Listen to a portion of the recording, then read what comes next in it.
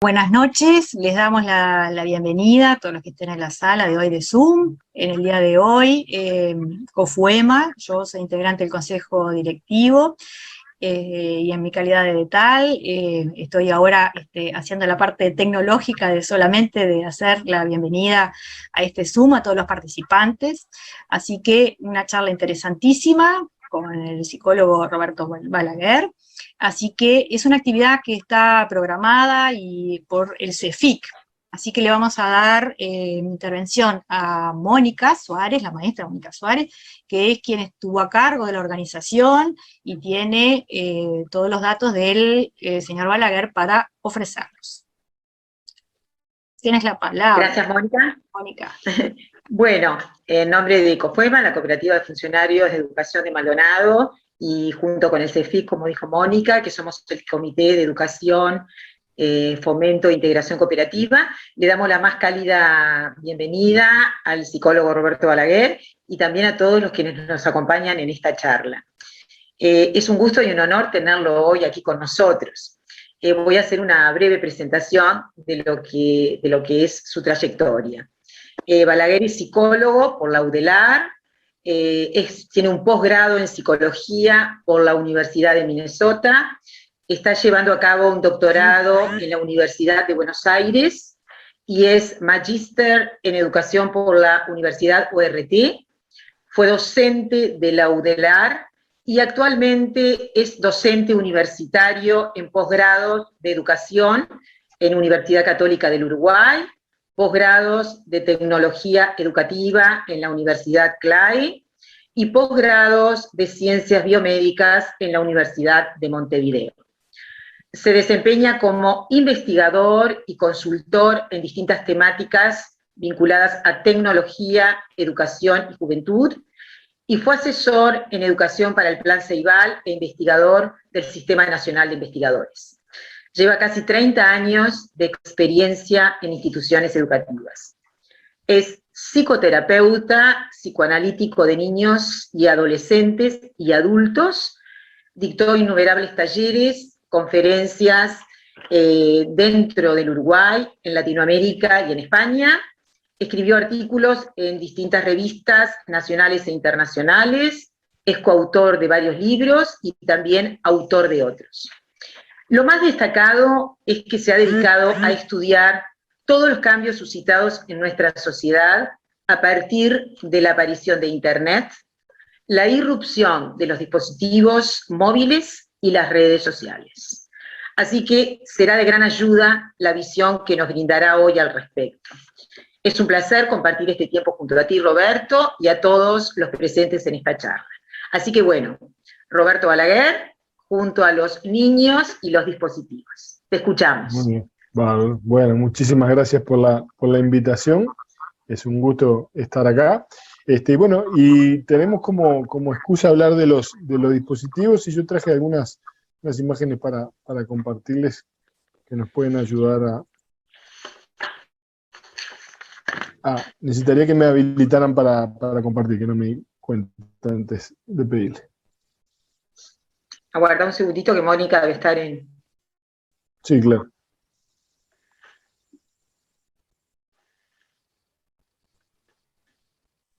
Fíjate si puedes compartir ahí. Sí, perfecto. Ahí va. Bien.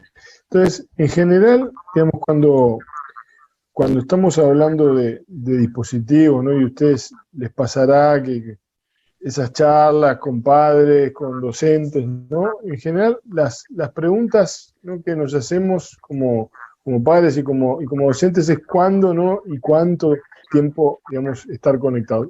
Preguntas que yo siempre digo que son válidas, ¿no? Que son sumamente válidas, pero que a veces, digamos, no nos permiten como entender las verdaderas dimensiones que están por detrás de esto, ¿no? Y yo lo que me gustaría es compartir con ustedes, hoy quizás no tanto responder esas preguntas cuándo y cuánto, que les diría que es bastante fácil de resolver haciendo alguna búsqueda en Internet, sino pensar otras cosas más allá de los cuándo y cuánto, ¿no? De dispositivos que cada vez más están 24 horas disponibles, ¿no?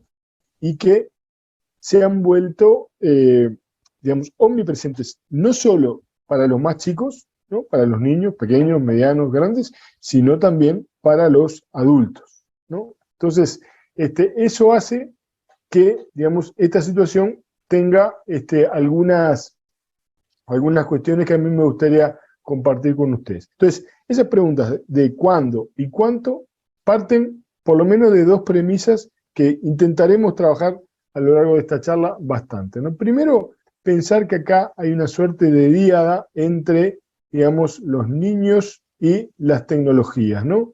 Es decir, culpar a las tecnologías o adscribirles una responsabilidad o usarlas como chivo expiatorio, diciendo, bueno, lo malas que son, ¿no? Y acá es muy sutil a veces las diferencias entre decirlo a lo, discúlpenme el término, ¿no? A lo Doña María que no sabe nada, como qué horrible esto de la tecnología, y se puede decir lo mismo a veces disfrazado, ¿no? De pseudociencia, ¿no? Diciendo, bueno, que la tecnología, lo adictiva que es, y es como azúcar, ¿no? Digamos, y una serie de comentarios, ¿no?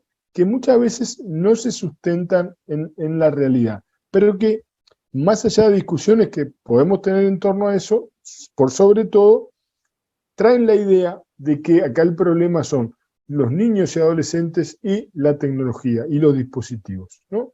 Entendiendo esto como una diada y que además las pantallas tienen, ¿no? Efectos en los niños y tienen efectos en los adolescentes y, ¿por qué no?, también en los adultos. Lo cual es innegable que lo tienen, pero que no necesariamente, ¿no?, tienen ese poder que le estamos ascribiendo, como si fuera una cosa donde baja una tecnología, ¿no?, y se apodera, ¿no?, de nosotros y empieza a hacernos cosas y nosotros quedamos inertes, no solamente ahí respondiendo como autómatas, y lo mismo pasándole a los niños. Entonces, para salirnos de eso, tenemos que pensar en lo que es el hogar, ¿no? El hogar, hoy y ayer, no solo está compuesto, como ayer de repente, solo por personas y un lugar físico, sino que también hoy en los hogares hay un lugar, hay personas y también hay dispositivos que cada vez, si ustedes se ponen a pensar, ocupan lugares más preponderantes dentro de la casa, ¿no? Desde las televisores, imagínense un Panabox de 14, ¿no?, en blanco y negro, a un plasma, ¿no?, de 50 pulgadas, ¿no? Hay una pequeña diferencia, más allá de parlantes, dispositivos, celulares, iPad, computadoras, bla, bla, bla. Cada vez ocupan mayores espacios, al punto tal que se dan situaciones realmente paradojales, ¿no? Ustedes, que digamos que son líneas generales de mi generación, ¿no?, se acordarán que durante muchas décadas la televisión era la culpable de todos los males del mundo, ¿no?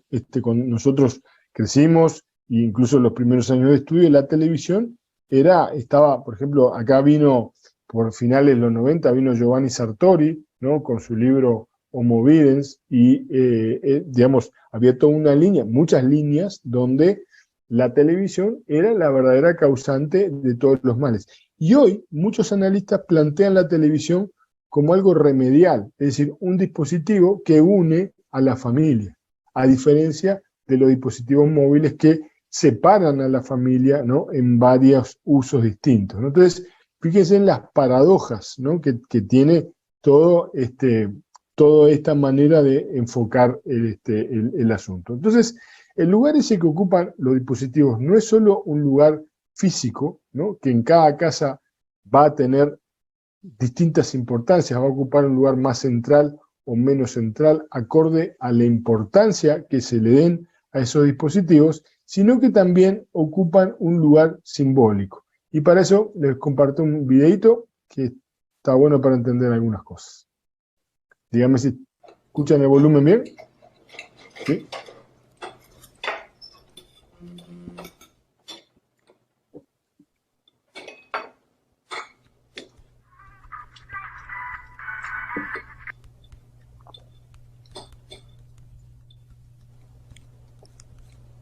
Hey, Jake, you want to pass the salt, please?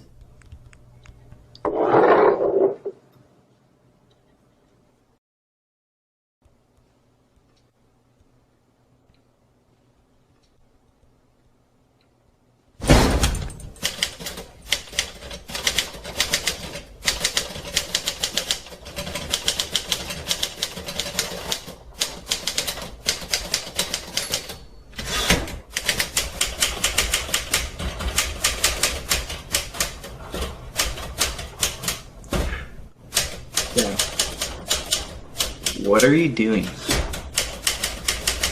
Dad? Sorry, I must have been a little distracted.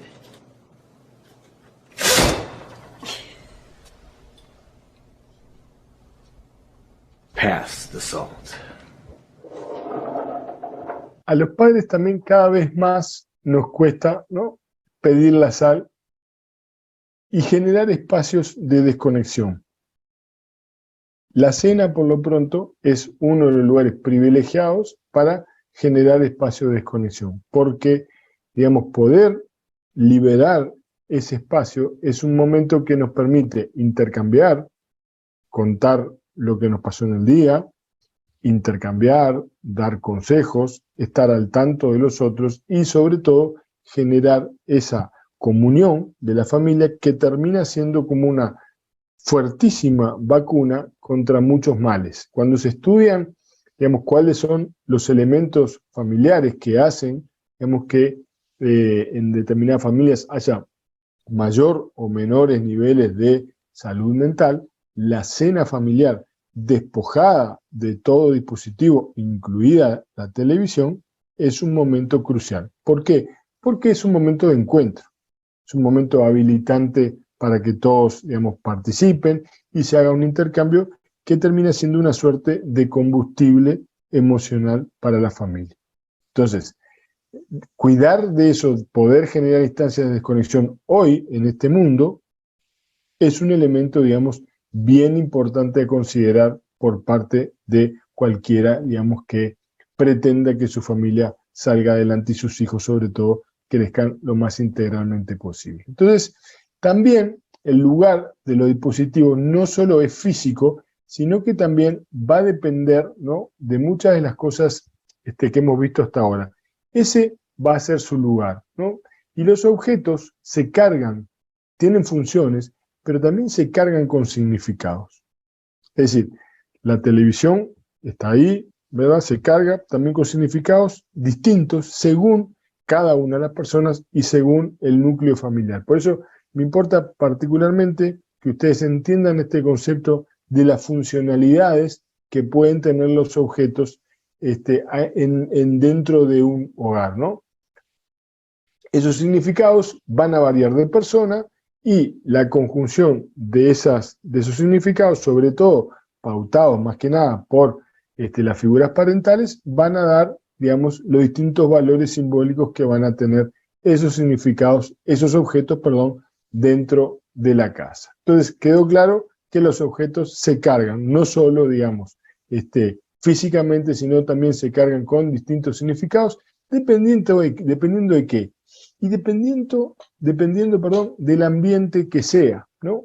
Entonces, si ustedes, y yo les pregunto a ustedes como repaso de lo que yo dije hasta ahora, ¿no?, ¿cuáles creen ustedes que son elementos que influyen en un ambiente emocionalmente fortalecedor? ¿Se animan a decirme algunas cosas? Algunas que yo mencioné a la pasada, ¿no?, y otras que ustedes de repente consideren.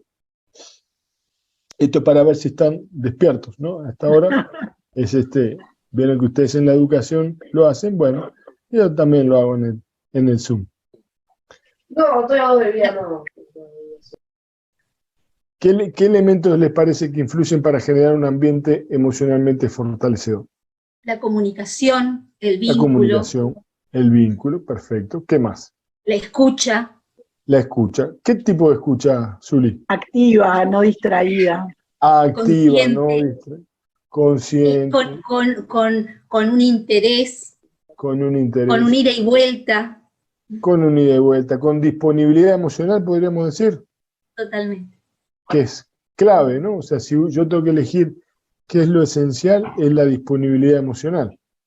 Es decir, no solo estar presente ahí, sino estar presente verdaderamente, ¿no? Con ganas de interactuar, con ganas de escuchar, ¿no? Por eso, vuelvo para atrás, la cena es ese momento donde no solo comemos, sino donde también podemos escuchar atentamente, ¿no? Y con interés al otro. No es ocupar solo un lugar en el espacio, sino Exacto. que ese lugar que estás ocupando tenga sentido para el otro y para ti. Exacto. Por eso, así como los dispositivos ocupan lugares físicos, también ocupan lugares simbólicos. Y esos lugares simbólicos podríamos manejar como hipótesis de salida que van a estar determinados en buena medida por el ambiente más o menos fortalecedor en términos emocionales de la familia. Es decir, cuanto menos emocionalmente fortalecedor sea, quizás los significados de los dispositivos sean unos, cuanto más emocionalmente fortalecedor sea, quizás los significados sean otros. Entonces, fíjense que esto por eso cambia la pregunta inicial. No importa quizás cuándo y cuánto, sino que importa el cómo se utilicen esos dispositivos. ¿Cuál es esa funcionalidad? ¿Cuál es ese valor simbólico que tienen, verdad? Entonces, pregunta, para ustedes, ¿no? ¿Cuál es el significado específico que tiene su celular? Dígamelo, pero en una palabra así, rapidito. Si yo le digo su celular, ¿qué es para ustedes? Es una vía de comunicación. ¿Cómo? Es una vía de comunicación. Una vía de comunicación. ¿Qué más? Para Ayuda mí al es trabajo. ¿Cómo? No escuché, perdón. Herramienta. Herramienta. ¿Qué más? Eliana, ¿qué dijiste? para mí es esencial mi celular. Esencial. Todo. Esencial. Todo. Hoy es todo el celular. Trabajo con él. Desde que aprendo a tejer con el celular a todo, la verdad, es que yo cada vez lo uso más. Eso es la verdad. Por supuesto que yo ahora miraba la cena, ¿no? Nosotros no usamos el celular en la cena. Yo tengo un hijo de 14 años y mi esposo y yo. Tratamos en la cena no se usa, pero automáticamente termina la cena y el celular vuelve a estar presente. Todos corren. Se trata de sacar, pero vuelve a estar presente muy rápidamente, digamos. Bueno, ahí tienen un desafío por delante, ¿no? Entonces, la pregunta esa que yo les hago, ¿cuál es el significado que tienen? Bueno, más o menos las respuestas que ustedes me dieron coinciden bastante con cuando yo le pregunto a los chiquilines, ¿no? Adolescentes, púberes, ¿no? ¿Qué significa para ellos su celular? Me dan, traje una de las tantas encuestas, ¿no? Otros dicen, como decía Mónica, decía, bueno, todo, ¿no? Otros dicen, mi bebé, mi novia, mi reina, mi mano, no sé qué hacer sin él, todo junto, y bueno, todo ese tipo de cosas que marcan, digamos, el lugar simbólico que tiene un celular para cada uno de nosotros. Si ustedes buscan ahí en internet, van a ver que hace 10 años, en el 2012, yo di una charla TED que se llamó Amo mi celular. Si la googlean la pueden encontrar, que recién estaban, digamos, estaban entrando con fuerza los celulares, ¿verdad? Y ya ahí yo traía algunas cuestiones que, bueno, que hoy por hoy están mucho más claras, ¿no? Con respecto al valor simbólico y al lugar que ocupan los celulares en nuestra vida. Pero en nuestra vida de todos, no solo adolescentes, sino también de adultos, ¿no? Y cuando yo le pregunto a los chiquilines, ¿no? Che, ¿cómo te sentís cuando no tenés el celular? Las respuestas van desde alivio y libertad hasta vacío y aburrimiento, pasando en el medio por la normalidad. Es decir, es como que hubiera una línea continua entre alivio y libertad, algunos que les da igual tenerlo o no tenerlo, y otros que si no lo tienen, no saben qué hacer, ¿no? Uno me decía, Yanta Cuarembó, me da ganas de quemar el rancho, cuando los padres le sacaban el celular, ¿no? Y un día voy a juntar ahí todas las respuestas que tengo de celular y desconexión, porque valen la pena muchas de ellas realmente valen la pena. Pero en esta línea continua nos podemos ubicar todos, ¿no? Todos nosotros podemos decir, bueno, yo hay veces que justo me quedé sin batería y la verdad que es un alivio, o me lo olvidé y es un alivio porque me siento libre, me siento que no me están permanentemente llegando notificaciones y mensajes y estar sobre todo disponible para los otros.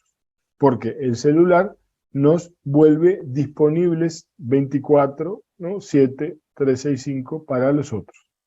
Y eso tiene un costo emocional. Y sobre todo tiene un costo a lo que nos importa a nosotros, que es a la interna de las casas, tiene un costo de menor disponibilidad emocional, porque la energía es una y la atención es una. Lo que yo dedico a esto, no dedico a esto otro. Y hay 3 escenarios posibles. Uno puede decir, bueno, yo estoy desconectado. Cuando la gente está sin conexión y está cara a cara, el nivel, digamos, de profundidad del vínculo, en general, o muchas veces, es el más satisfactorio.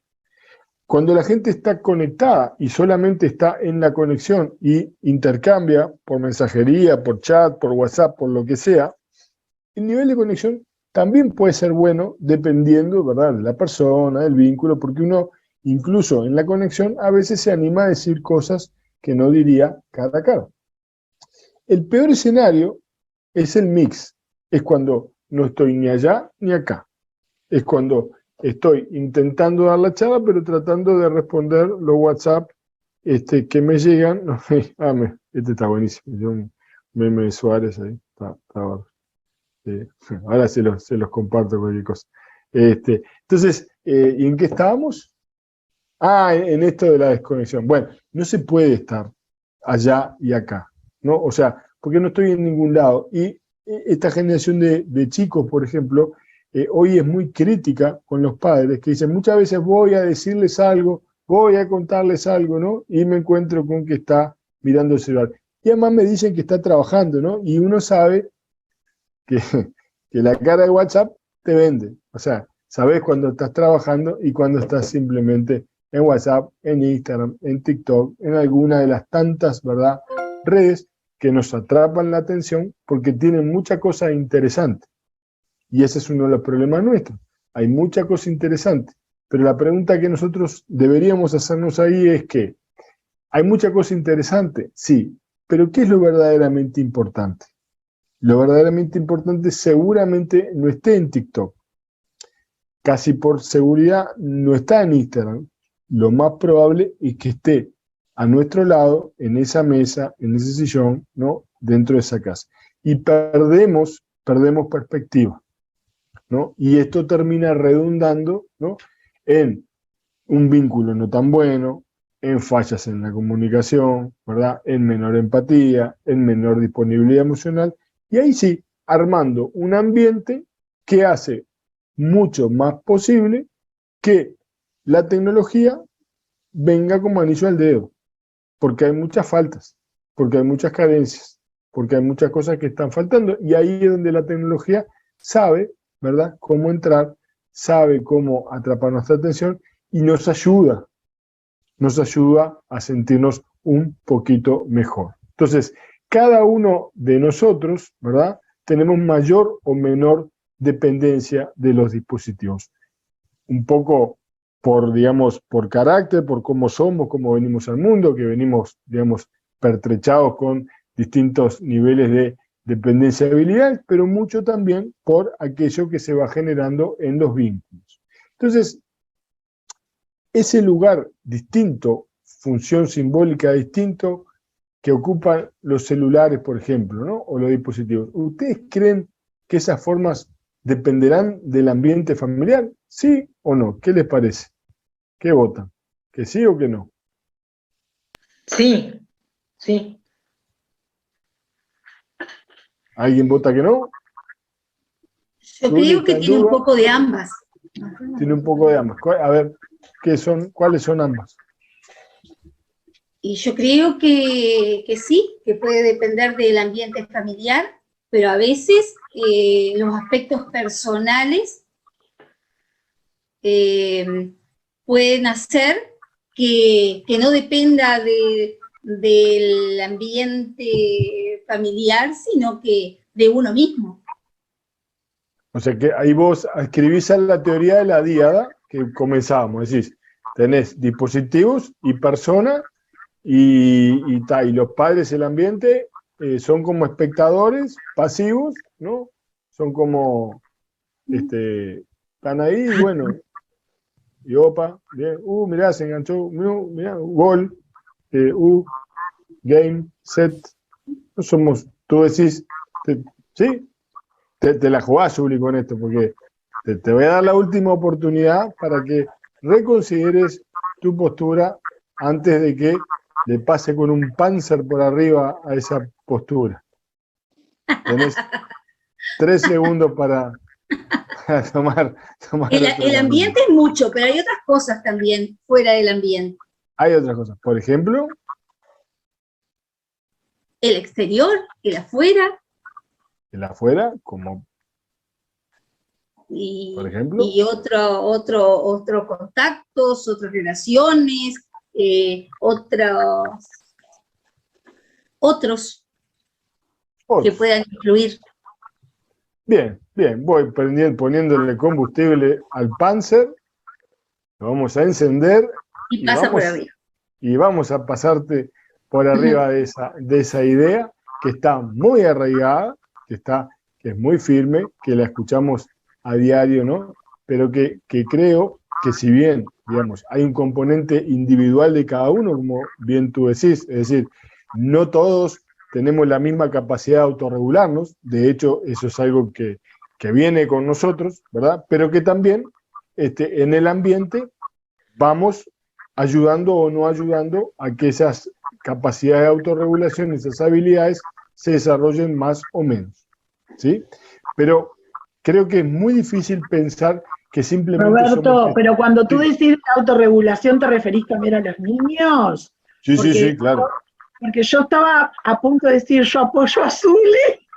Cuando sacaste el Panzer me callé. Pero el tanque aguanta 2, aguanta 2 Claro, pero por ejemplo, por más que, por ejemplo, nosotros ahora en este momento estamos, Fernando, Luciano y yo, estufita prendida, un ambiente súper familiar, pero Luciano con 14 años, es pedirle mucho que se autorregule y que voluntariamente venga, se sume, charla, que ahora se sumó, ¿no? Pero se sumó porque mamá le dijo, apaga la computadora y vení. Claro, o sea que a los 14 la autorregulación anda cuchí, ¿no?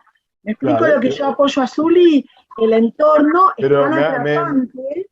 Pero Eliana, me apoyás a mí, no a Zuli, porque, digamos, el problema es que vos le dijiste que apagara la computadora, o sea, tú no sos una espectadora pasiva que espera, cariño, autorregúlate,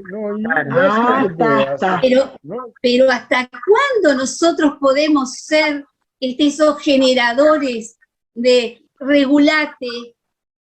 Hasta cuando que crezca lo haga solo. Y yo creo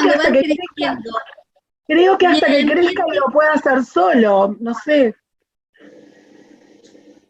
Nunca, siempre y entre medio, ¿no? A ver, yo tengo hijos muy grandes, de 32 y de 25 años, y el ambiente yo consideré que era fantástico. Yo decía, blanco y vamos, todos acompañaron. Y llegó un momento que cada uno está perfecto, no estoy criticando, hizo lo que sintió que era lo correcto para él.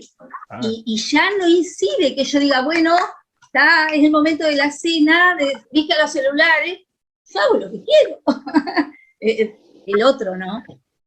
A ver, no sé si me entiendo con lo que si me entienden con lo que estoy diciendo, pero con un niño, yo tengo muy claro, tengo muy claro, porque soy maestra y porque trabajé toda la vida con niños, hasta dónde podía yo incidir en la regulación y el ambiente, todo lo que permite, pero a medida que van pasando los años, yo digo, ¿hasta dónde influí y hasta dónde no influí? En las cosas que yo consideré que estaban perfectas y que después pasó el tiempo y digo, estaban perfectas hasta que tenían determinada edad y después no. Bien. No sé. Digamos que todos nosotros venimos con un bagaje, ¿verdad? De distintos, como habilidades, fortalezas, ¿no? Debilidades. Y en este caso, que estamos hablando de la autorregulación, ¿no? Digamos que en general, ya a los 3, 4 años podemos discriminar, ¿verdad? Quiénes son los que se autorregulan más, los que fallan, ¿no? Hay innumerables experimentos de esa índole que ya ahí uno puede hacer, digamos, una primera discriminación. Después, lo que es discutible, creo que lo que estamos haciendo es, ¿cuánto es, verdad? ¿Cuánto más hay? ¿Cuánto más maleable hay? ¿No? ¿Qué otro porcentaje de la torta hay? Porque nosotros podemos decir, bueno, cada uno viene así, entonces nosotros nos sentamos ahí a esperar a ver si se autorregula o no. Sería un extremo, ¿no? Lo que está en discusión es decir, ¿cuánto podemos incidir? Lo que nadie está en duda es que podemos incidir. Algunos dirán un 10, otros dirán un 20, y otros te dirán un 50, 60. Yo tengo mi opinión con respecto a cuánto podemos incidir, y creo que a veces es menos de lo que nos gustaría pensar, pero aún así tenemos un porcentaje al menos de un 33% como para, digamos, poder moldear.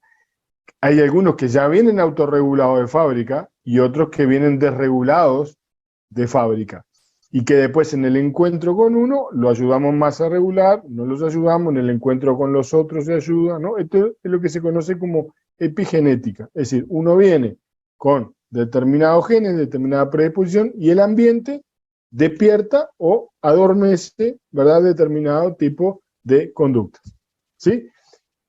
En cualquier caso, digamos que es un 1%, un 33% o un 50%, esa es nuestra tarea como padres, donde tenemos que ayudar exitosa o fracasadamente, ayudarlos a regularse. Y esa es la tarea que tenemos, ¿verdad?, de niños y adolescentes, y yo te diría, ya de jóvenes temprano, porque, digamos, esto es la autorregulación termina recién, digamos, todo, digamos, las capacidades más de planificación, y anticipación y de regulación, terminan de procesarse y de elaborarse por allá a comienzo de los 20 años. ¿Viste? O sea que si tendrá, o sea, hasta uno que está en la facultad, todavía tiene que a veces ayudarlo. Obviamente depende de cada uno, con el bagaje que venga, tiene que hacer más o menos esfuerzo, ¿verdad? Pero en ese porcentaje de la torta, en esa porción de la torta, es donde nosotros sí podemos incidir. Entonces, la pregunta es, ¿la forma de uso dependerán del ambiente? Y mi respuesta es sí. Yo tomo la respuesta sí, porque si nosotros no incidimos, seguramente eso sea solamente con lo que ellos traen, y van a hacer un uso probablemente mucho más, probablemente, ¿no? Mucho más asiduo, ¿no? Y hasta tener un uso problemático y hasta tener un uso dependiente. Nosotros también podemos incidir y aún así no lograr que no tengan ese uso. Podemos fracasar también con eso, ¿sí? No quiere decir que tengamos que ser exitosos. Lo que sí es que tenemos incidencia. De vuelta, porcentaje de torta que queramos elegir, ¿verdad? Dependiendo de la teoría a la que escribamos, pero sí tenemos influencia. Y eso va a determinar diferentes tipos de uso, ¿no? Entonces, para avanzar un poquito en eso, una primera división de usos de los dispositivos, podríamos decir que algunas personas, y acá es niños, adolescentes, adultos, ¿no?, se conectan para entrar a determinado mundo, de las redes o del mundo digital, y otros se conectan para salir del mundo material. Cuando vos sacás la foto, ¿no?, los dos están conectados.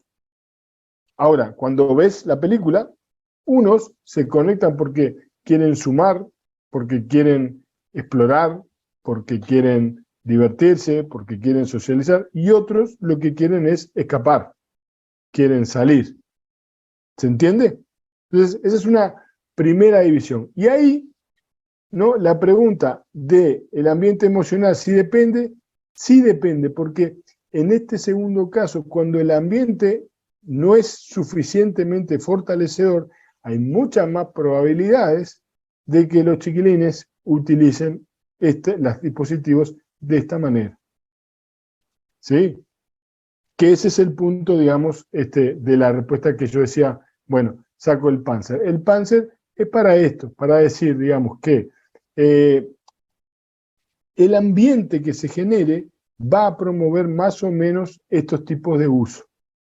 Más o menos, en realidad, más o menos saludables, ¿no? Entonces, los celulares, toda la tecnología digital, podemos decir que son puertas de entrada y salida a la vez. Y podemos decir, ¿por qué no?, también dependiendo del ambiente. A veces puede darse que en un ambiente que igual sea fortalecedor, también el chico o la chica lo haga. No es excluyente, puede haber esas situaciones, sin lugar a dudas, ¿no? Pero en muchas otras situaciones va a depender, sí, del ambiente. Entonces, el ambiente emocionalmente fortalecedor es una suerte de indicador, ¿no?, de las probabilidades de los usos. Es decir, cuando hay tierra ¿no?, bien abonada, cuando hay un buen ambiente, cuando hay esa cena de comunicación, empatía, todas las cosas que ustedes fueron diciendo, hay menos probabilidades que los usos simbólicos que hagan de los dispositivos sean no saludables.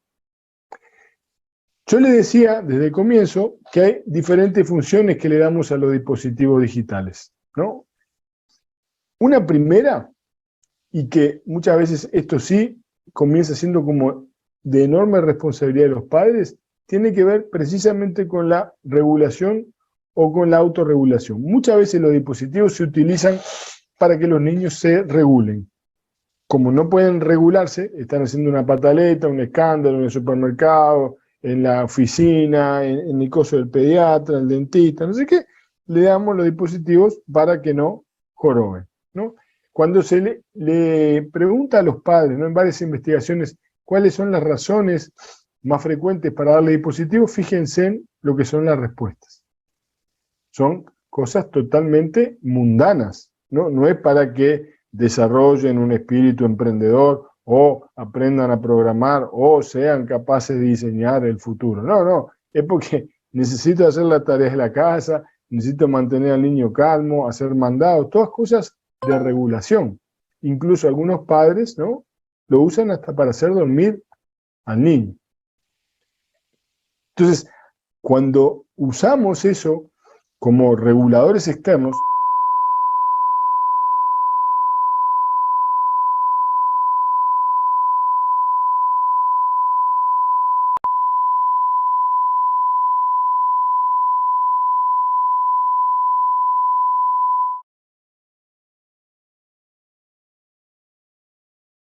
buenas noches, les damos la bienvenida a todos los que estén en la sala de hoy de Zoom. En el día de hoy, COFUEMA, yo soy integrante del Consejo Directivo, y en mi calidad de tal, estoy ahora haciendo la parte tecnológica de solamente de hacer la bienvenida a este Zoom a todos los participantes. Así que una charla interesantísima con el psicólogo Roberto Balaguer. Así que es una actividad que está programada por el CEFIC. Así que le vamos a dar intervención a Mónica Suárez, la maestra Mónica Suárez, que es quien estuvo a cargo de la organización y tiene todos los datos del señor. Quieren socializar, y otros lo que quieren es escapar, quieren salir. ¿Se entiende? Entonces, esa es una primera división. Y ahí, ¿no?, la pregunta del ambiente emocional, ¿sí depende? Sí depende, porque en este segundo caso, cuando el ambiente no es suficientemente fortalecedor, hay muchas más probabilidades de que los chiquilines utilicen los dispositivos de esta manera. ¿Sí? Que ese es el punto, digamos, de la respuesta que yo decía, bueno, saco el Panzer. El Panzer es para esto, para decir, digamos, que el ambiente que se genere va a promover más o menos estos tipos de uso. Más o menos, en realidad, más o menos saludables, ¿no? Entonces, los celulares, toda la tecnología digital, podemos decir que son puertas de entrada y salida a la vez. Y podremos decir, ¿por qué no?, también dependiendo del ambiente. a veces puede darse que en un ambiente que igual sea fortalecedor, también el chico o la chica lo haga. No es excluyente, puede haber esas situaciones, sin lugar a dudas, ¿no? Pero en muchas otras situaciones va a depender, sí, del ambiente. Entonces, el ambiente emocionalmente fortalecedor es una suerte de indicador, ¿no?, de las probabilidades de los usos. Es decir, cuando hay tierra ¿no?, bien abonada, cuando hay un buen ambiente, cuando hay esa cena de comunicación, empatía, todas las cosas que ustedes fueron diciendo, hay menos probabilidades que los usos simbólicos que hagan de los dispositivos sean no saludables. Yo les decía desde el comienzo que hay diferentes funciones que le damos a los dispositivos digitales, ¿no? Una primera, y que muchas veces esto sí comienza siendo como de enorme responsabilidad de los padres, tiene que ver precisamente con la regulación o con la autorregulación. Muchas veces los dispositivos se utilizan para que los niños se regulen. Como no pueden regularse, están haciendo una pataleta, un escándalo en el supermercado, en la oficina, en el coso del pediatra, el dentista, no sé qué, le damos los dispositivos para que no joroben, ¿no? Cuando se le pregunta a los padres, ¿no?, en varias investigaciones, cuáles son las razones más frecuentes para darle dispositivos, fíjense en lo que son las respuestas. Son cosas totalmente mundanas, ¿no? No es para que desarrollen un espíritu emprendedor o aprendan a programar o sean capaces de diseñar el futuro. No, no, es porque necesito hacer las tareas de la casa, necesito mantener al niño calmo, hacer mandados, todas cosas de regulación. Incluso algunos padres, ¿no?, lo usan hasta para hacer dormir al niño. Entonces, cuando usamos eso como reguladores externos, lo que debemos tener claro es que si sé que estamos debilitando esas funciones internas, o por lo menos no les estamos dando musculatura. Y eso, a la larga, ¿no?, seguramente haga, digamos, que ellos se encuentren con algunas dificultades, que hoy, desde la sociología o desde el saber popular, ¿no?, muchas veces se habla que estas generaciones son menos resilientes, ¿no?, menos capaces de afrontar determinadas dificultades. Y yo tengo una anécdota genial. Yo les pregunto a los gurises, ¿no?, los pongo en situación muchas veces. En taller, me pasó anoche, en un taller en Pando, con un guris de quinto y sexto de primaria. Le digo, che, mira, si yo recibo un mail que no me gusta, ¿no?, que me hace enojar, ¿qué debería hacer? Y no falla con estas generaciones que me digan eliminarlo, bloquearlo, no contestarlo, clavarle el visto, no, todas cosas. Y yo le digo, pero vos, no se puede hacer eso. O sea, no podés negar la realidad. Pongo la cabeza, digamos, de avestruz y esto no pasó. Esto pasó. Yo necesito que me digan cómo lo gestiono, no que me hago el bobo y como que esto no pasó. Y esto es una respuesta sistemática de los chiquilines, que en ningún grupo de adultos, los adultos me dicen, bueno, anda, me dicen otras cosas, me dicen decirle cualquier cosa, ¿no? Andá a buscarlo y darle, a la casa, ¿sabés dónde viví? Me preguntan algunos, ¿no? La idea es contestarle, entonces son los dos extremos, ¿no? Las dos generaciones funcionan de maneras distintas, pero es matemático que me digan eso de los chiquilines, ¿no? No, eliminalo, ¿no? Hay que contestarlo, hay que gestionar eso que me molesta, ¿no? Y eso les cuesta muchísimo poder hacerlo, ¿no? Entonces, volviendo a la presentación. Las formas que tenemos, yo les voy a compartir algunas formas que me parece que puedan ser útiles para que ustedes, primero, como todas estas cosas, las vean en ustedes, ¿no? Y después también las vean, ¿por qué no?, en su familia, sus hijos, nietos, o sobrinos, o estudiantes o alumnos, si están en la educación. Yo les voy a hablar de estas formas de uso, ¿no?, que son 3 que empiezan con trans, que son el transicional, transitorio y transformacional. Luego, 3 más que son objeto amortiguador, licuador y salvador, y por último, como objeto del self. ¿Está? No se preocupen, digamos, de recordar los nombres, importa que entiendan más bien el concepto de por dónde viene esta lectura que yo les propongo de hacer con los dispositivos, ¿no? Que no tiene que ver tanto con el cuándo y cuánto, sino más con el cómo. ¿Ok? ¿Hasta acá? ¿Cómo venimos? ¿Venimos bien? ¿Sí? Vale. Bien, entonces, primera forma de uso, objeto transicional. ¿Ustedes conocen lo que es el objeto transicional en la infancia? Es, por ejemplo, ese osito, esa mantita, ¿no? Que el niño se va, lo llevan el fin de semana para afuera y ahí se olvidó el peluche o la mantita o la sabanita o la almohadita, ¿no? Que generan una importante dependencia que los padres reconocemos como de valor, ¿no? Y que al niño le da tranquilidad, ¿no? Le da calma. Justamente tener eso es lo que le permite estar en calma y de repente en momentos de tensión, en momentos donde hay cierta ansiedad, sí, o digamos vulnerabilidad como la hora de irse a dormir, si lo tienen, como que se tranquiliza. ¿Cuál sería esperen un poquito. Cuando son chiquitos permite sobre todo tolerar la ausencia y separación de la mamá, es como lo que llamaba Winnicott, un pediatra británico y psicoanalista, como una zona intermedia que alivia esa tensión, digamos, entre, digamos, separarme de mamá y estar inseguro y poder estar en el mundo. No es un objeto que los chicos ataquen, ¿no? Siempre lo van a cuidar.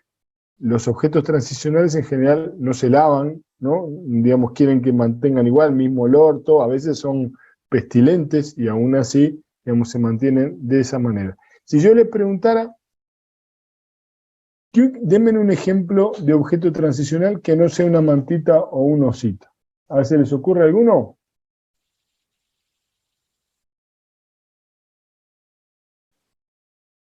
A veces es un trapito, una muñeca que tiene. Correcto. Esa muñeca así como de trapo, ¿no? Ahí está, perfecto. Y en los dispositivos digitales, en el celular, ¿cuál sería un uso, por ejemplo, así transicional? Y bueno, capaz que vea algo de TikTok, me ocurre. Pensando en los niños. Pensando en cualquiera, niños, adolescentes o adultos, la forma de uso.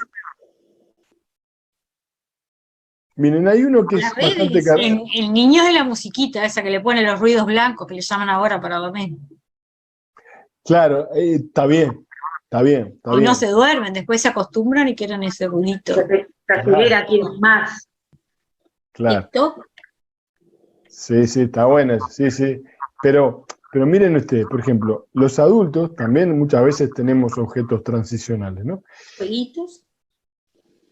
Sí, pueden ser jueguitos que nos den cierta calma. Las charlas de meditación, las que hay para respirar y dormir profundamente, que vienen en todo el... También. Pero miren esto, suben a un ascensor, ¿no? En los años 80.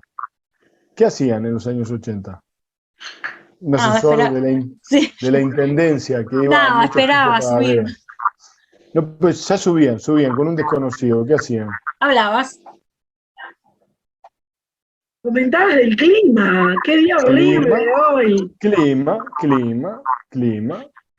O en muchos casos fumaba la gente. Yo te iba a decir el cigarro, Hace mucho de eso, no. Capaz dije que en los 80, dije en los 80. Claro, dije en los 80. Era como una forma, ¿verdad?, de calmar cierta tensión de estar subiendo con un desconocido. El cigarro. Hoy sacas el celular.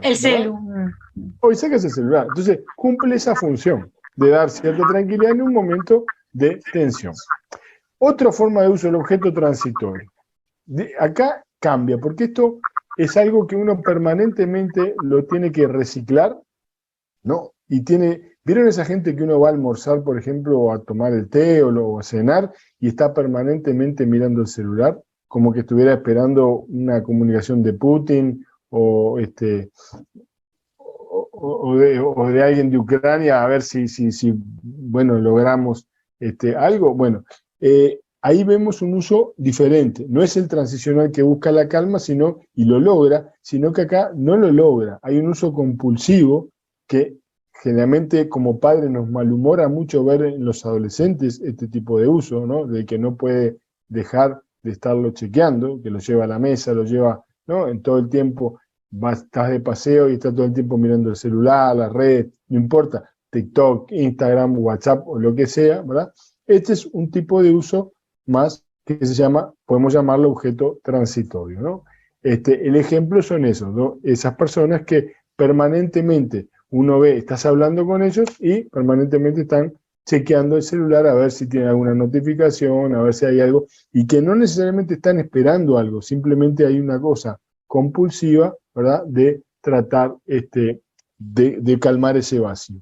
Después tenemos el tercer uso, que es el uso transformacional, que es, digamos, lo que se persigue al usar acá el dispositivo es un cambio en el estado emocional del sujeto, ¿no? Lo que se busca, por ejemplo, es entrar como en una zona de flujo que nos cambie la manera de estar. No es, digamos, tener el celular, sino que el celular que nos haga entrar como en un estado mental o emocional diferente, ¿no? Y es como una puerta vaivén que esperamos a salir cambiado. Es como, por ejemplo, cuando llegamos, ¿no? Llegamos cansados, con la cabeza embotada, ¿y qué hacemos, por ejemplo?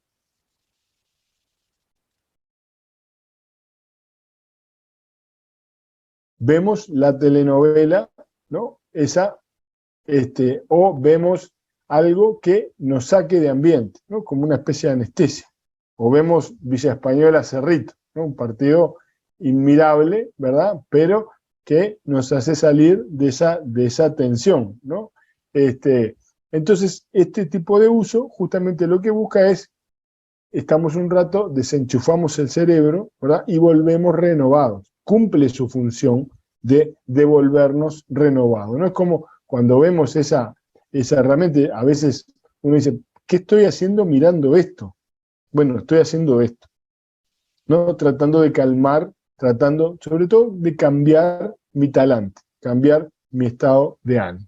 Luego tenemos un cuarto uso, que es lo que se llama objeto salvador, y es un uso claramente de desconexión de un ambiente no emocionalmente fortalecedor particularmente, ¿no? Hay un ambiente, digamos, que no está bueno, ¿no? Y en mi experiencia clínica, por ejemplo, muchos que se denominan o son traídos como adictos, generalmente están huyendo de un ambiente que viven como hostil, como asfixiante, como mortífero, depresivo, ¿no? Es decir, un ambiente que es lo contrario a un ambiente emocionalmente fortalecedor, y logran ahí, ¿no?, estar desenchufados, salirse de esa otra cosa. Pero no como el transformacional, que es cortito, que es un ratito. Acá tienen que estar ahí porque lo están usando como salida. ¿Se entiende? No como puerta vaivén, sino como salida estrictamente, ¿no? Y los diferentes entornos de pantalla justamente permiten hacer, conectar y desconectarse